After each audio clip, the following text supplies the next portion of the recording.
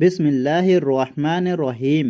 ناظرین، جس لمحے حضرت امام حسین نے کربلا کی تپتی ہوئی سرزمین پر شہادت کا جام نوش کیا، اس وقت قدرت نے ایک عجیب واقعہ ظاہر کیا۔ کہا جاتا ہے کہ ایک سفید کبوتر آسمان سے اڑتا ہوا آیا۔ اس نے اپنے پروں اور بالوں کو امام علی مقام کے مبارک خون میں تر کیا اور پھر اڑ گیا۔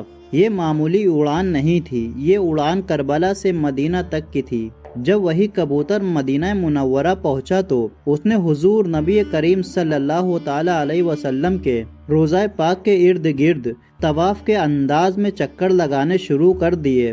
اس کے پروں سے خون کے قطرے ٹپک رہے تھے۔ اہل مدینہ حیران تھے، سب پوچھ رہے تھے، یہ کیا ماجرا ہے؟ یہ کیسا پرندہ ہے؟ اس کے پر خون سے کیوں رنگے ہیں؟ کچھ ہی دنوں بعد جب امام علی مقام حضرت امام حسین کی شہادت کی خبر مدینہ پہنچی، تب لوگوں نے سمجھ لیا کہ سب سے پہلے ظاہری طور پر یہ خبر بارگاہ رسالت تک پہنچانے کے لیے وہی کبوتر بھیجا گیا تھا۔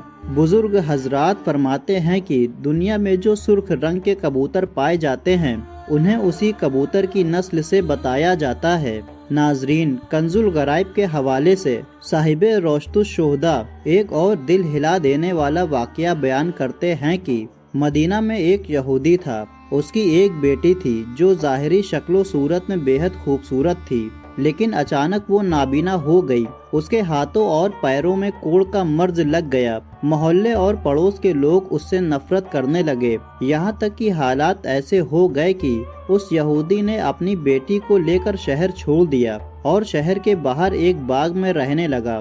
دن بھر شہر میں کاروبار کرتا اور شام کو باغ میں اپنی بیٹی کے پاس آ جاتا۔ ایک دن اتفاق سے ایسا ہوا کہ یہودی کاروبار میں اتنا مشغول ہو گیا کہ رات کو باغ واپس آ نہ سکا۔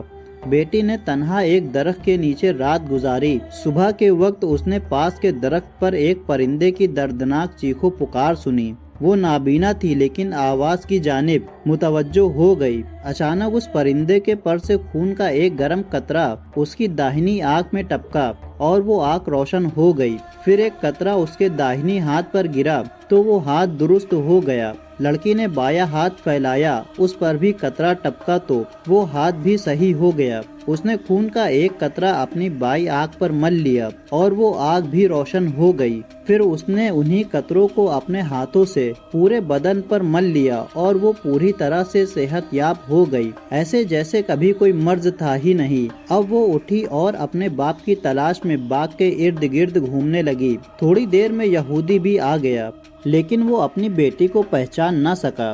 اجنبی عورت سمجھ کر پوچھا، اے عورت، تو کون ہے؟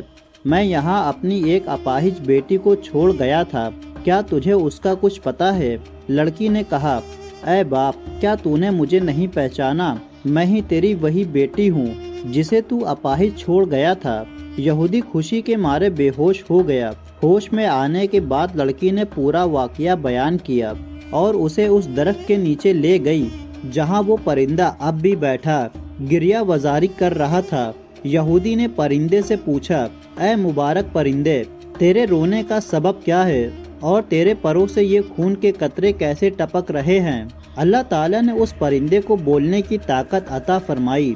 اس نے کہا، اے یہودی، ہم پرندوں کی ایک جماعت جنگل میں رہتی تھی۔ ایک دن ہم نے سنا کہ نواسۂ رسول امام حسین کربلا میں شہید کر دیے گئے ہیں اور ہم درختوں کے سائے میں آرام کر رہے تھے۔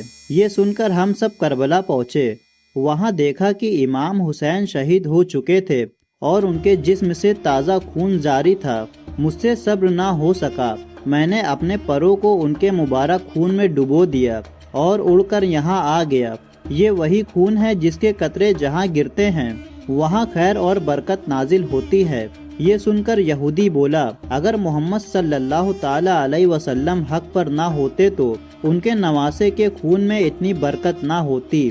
چنانچہ وہ اپنے پورے گھرانے کے ساتھ اسلام میں داخل ہو گیا۔ اللہ تعالیٰ سے دعا ہے کہ اللہ پاک ہم سب کو نیک عمل کرنے کی توفیق عطا فرمائے، آمین۔